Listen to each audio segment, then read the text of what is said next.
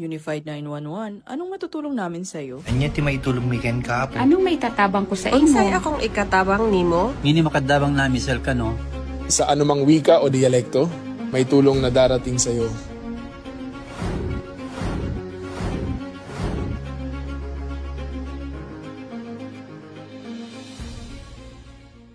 Lilingkod sa bawat Pilipino at magbibigay ng tamang impormasyon para sa tahimik at maayos na Pilipinas. Police News Network, alagad ng batas, tagapagtaguyod ng balitang pulis, sandigan ng mamamayan, patnubay ng katotohanan.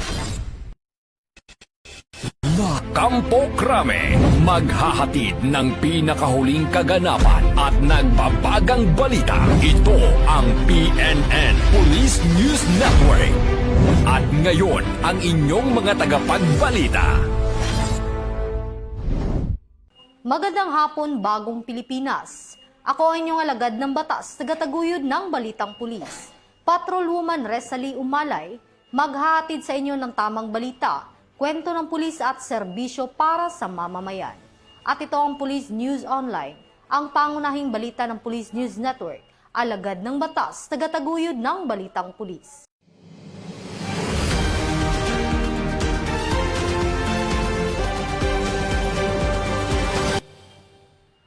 Narito ang mga balitang hatid ng ating PNN correspondents mula sa iba't ibang panig ng bansa.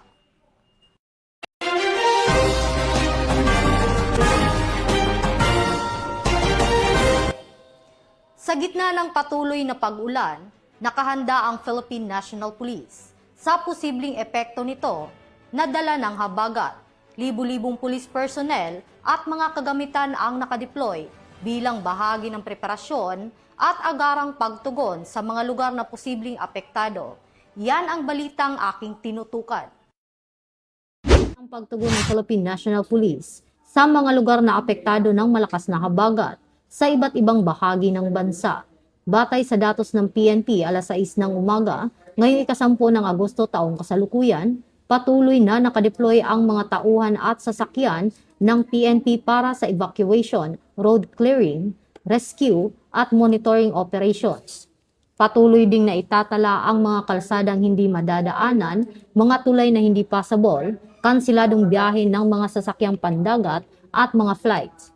Dahil sa epekto ng masamang panahon, mayroon ding landslides at stranded passengers sa ilang lugar. Patuloy namang nakaalerto ang PNP sa pagsasagawa ng rescue, relief at iba pang kinakailangang operasyon para sa mga komunidad na apektado ng habagat. Pinaalalahanan ng kapulisan ang publiko na manatiling alerto at iwasang bumiyahe kung hindi kinakailangan, lalo na sa mga lugar na may pagbaha.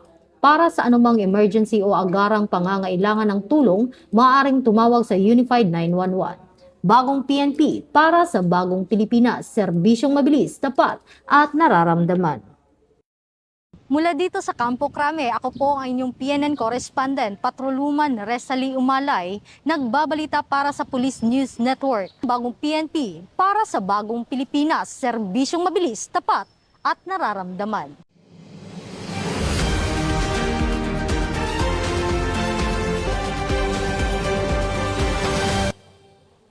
Patuloy ang pagtugon ng PNP sa mga komunidad na apektado ng bagyong Maymay at habagat. Nakatuon ang mga police personnel sa pag-aabot ng tulong, rescue at pagpapanitili ng kaligtasan ng mga residente. Ibabalita yan ni Patrolman Adrian Dayao. Philippine National Police sa pagbibigay ng tulong sa mga komunidad na naapektuhan ng bagyong Maymay at habagat. Sa pakikipag-ugnayan sa mga lokal na pamahalaan at iba pang katuwang na ahensya, aktibong nakibahagi ang mga tauhan ng PNP sa paghahanda, pag-iempake at pamamahagi ng mga relief goods at food packs para sa mga residenteng nangangailangan ng agarang tulong. Kabilang sa mga naging benepisyaryo, ang mga pamilyang pansamantalang lumikas at nanatili sa mga evacuation center dahil sa epekto ng masamang panahon. Bukod dito, pinapanatili rin ng PNP ang kapayapaan at kaayusan sa mga komunidad at ipinapakita ng PNP ang malasakit at handang tumugon sa pangangailangan ng mga mamamayan lalo na sa panahon ng kalamidad. Mula po dito sa National Headquarters sa Campo Crame, Ako po ang Police News Network Correspondent, Patrolman Adrian Dayaw, alagad ng batas, tagapagpuyo ng Balitang Pulis. Maraming salamat, Patrolman Adrian Dayaw. Agad na rumisponde ang Abra Police Provincial Office sa mga residenteng apektado ng masamang panahon. Katuwang ang mga lokal na otoridad, tumulong ang mga pulis sa pagtugon sa mga pangangailangan ng mga Abreño. Mula sa Bangged, Abra, magbabalita dyan si Patrolwoman Maria Ella Garcia. Patuloy na ipinapakita ng Abra Police Provincial Office sa pamuno ni Police Colonel Charles L. Dumalig, Provincial Director, ang walang pag-aalinlangang dedikasyon nito sa pagpapanatili ng kaligtasan ng publiko at paghahatid ng serbisyo, lalo na sa panahon ng pangangailangan dulot ng southwest monsoon o habagat.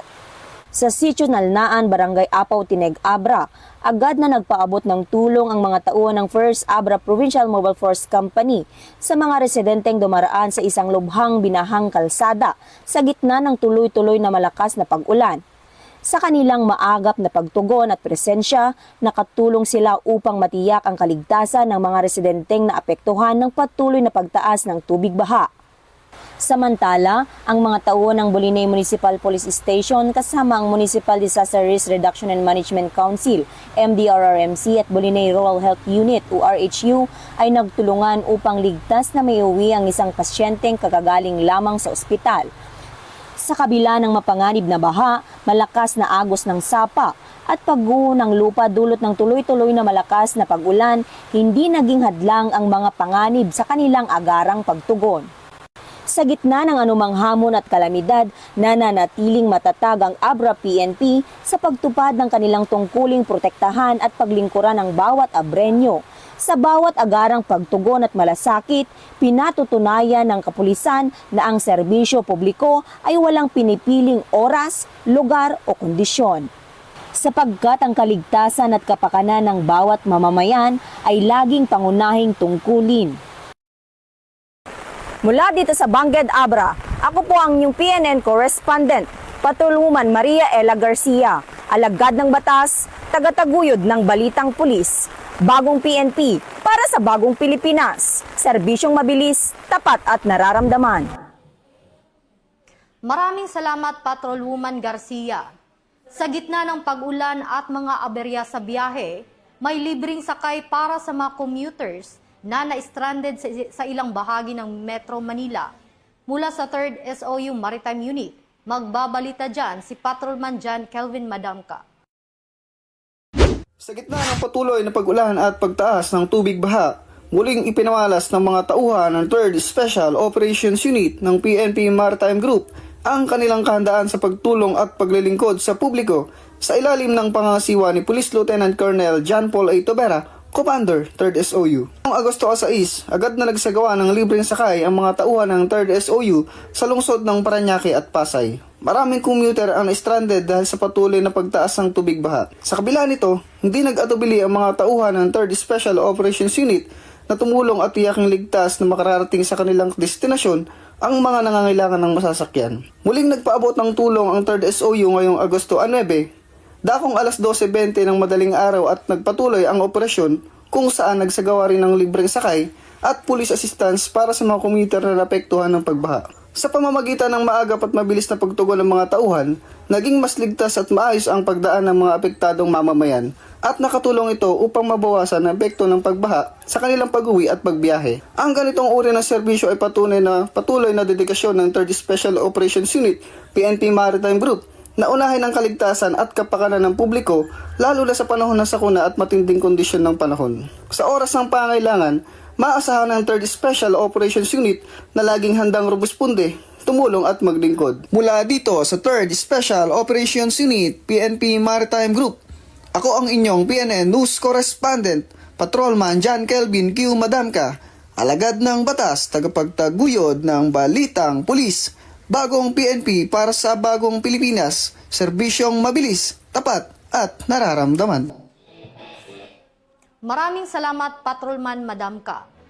Para sa ating weather updates ngayon, mananatiling maulan sa ilang bahagi ng bansa dahil sa patuloy na epekto ng habagat. Ayon sa weather forecast, posibleng magpatuloy ang malakas na pag-ulan sa ilang lugar hanggang Agosto 13, kaya pinag-iingat ang publiko sa banta ng pagbaha at landslides. Ang buong detalye ng report mula kay Patrolwoman Dara Falogme.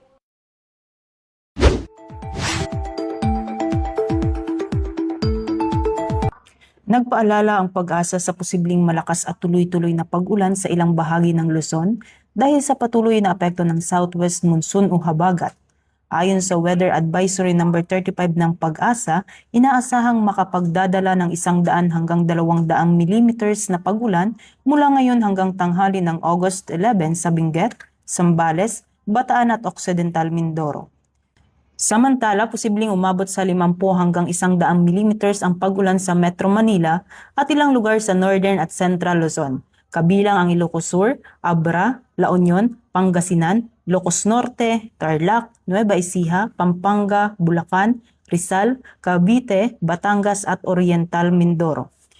May posibilidad din ng 50 hanggang 100 millimeters na pag-ulan sa La Union, Benguet, Pangasinan, Zambales, Bataan at Occidental Mindoro mula tanghali bukas hanggang tanghali ng August 12.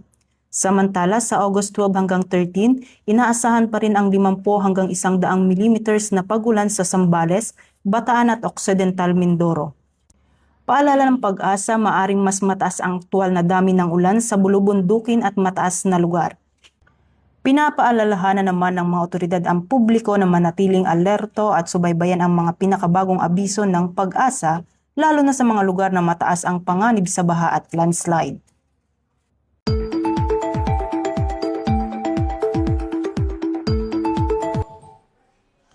Hindi naman nakaligtas sa batas ang itinuturing na top 1 regional most wanted person na nahaharap sa mga kasong qualified rape at acts of lasciviousness.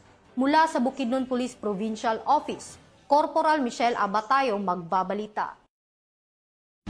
Ng Regional Office 10, ang top 1 regional most wanted person sa pamamagitan ng pagsisilbi ng warrant of arrest sa Purok 5, Barangay Poblasyon, Impasugong, Bukidnon, bandang alas 6:20 ng gabi ng Agosto 3, taong kasalukuyan. Sa isinagawang joint operation ng tracker team ng Impasugong Municipal Police Station, katuwang ang Bukidnon PIU, 1st Bukidnon PMFC, Bukidnon Provincial Intelligence Team at Regional Intelligence Unit 10, naaresto ang akusadong nakilala lamang sa alias na Marvin, 40 anyos, may asawa, laborer at residente ng Impasugong, Bukidnon. Nahaharap ang akusado sa 5 bilang ng qualified rape at 2 bilang ng acts of lasciviousness sa ilalim ng Revised Penal Code kaugnay ng Section 5B ng Republic Act No.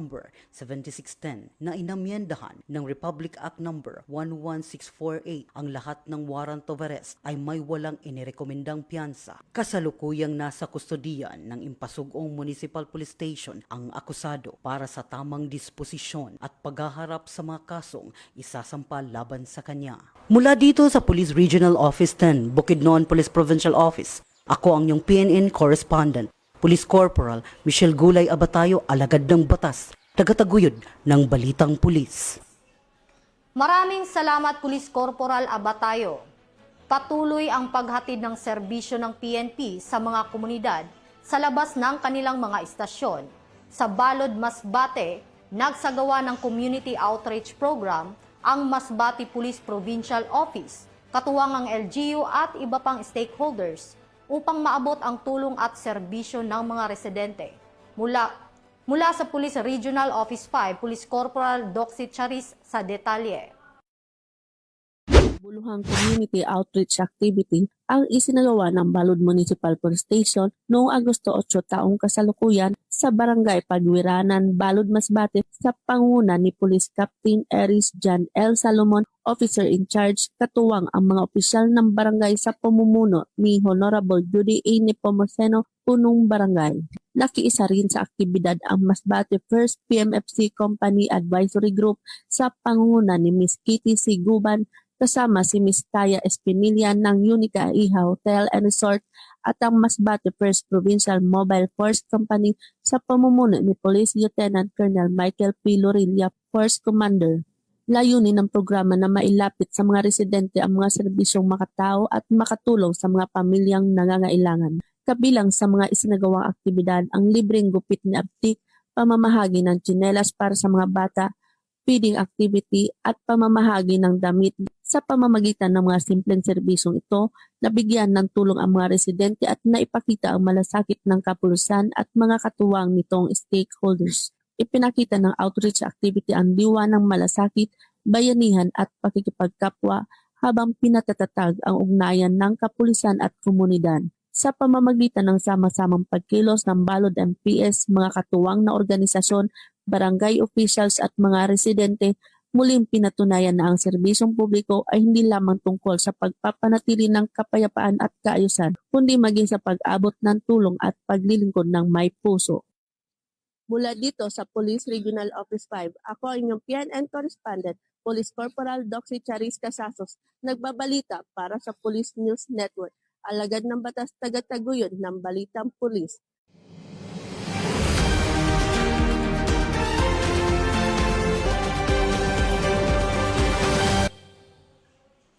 At yan ang mga balitang nakalap ng ating PNN correspondents mula Luzon, Visayas at Mindanao. Para sa mas malawak at mabilis na ulat ng mga balita, i-like, follow and share kami sa aming Facebook account ng Police News Network at sa Twitter account para sa mga real-time updates at YouTube channel para sa mga live stream at replays. Manatiling mapagmatsyag at laging alamin ang totoo. Sa ngalan ng pamunuan ng Philippine National Police, sa pangunguna ni Chief PNP, Police General Jose Melencio C. Nartatis Jr.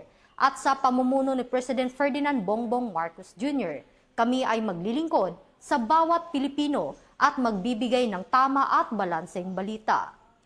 Mula rito sa tanggapan ng tagapag-ugnay ng Pambansang Pulisya, ako ang inyong alagad ng batas, tagataguyod ng Balitang Pulis, Patrolwoman Resalie Umalay, maghahatid sa inyo ng tamang balita, kwento ng pulis at serbisyo para sa mamamayan. At ito ang Police News Online, ang pangunahing balita ng Police News Network. Ito ang bagong PNP para sa bagong Pilipinas. Serbisyong mabilis, tapat at nararamdaman.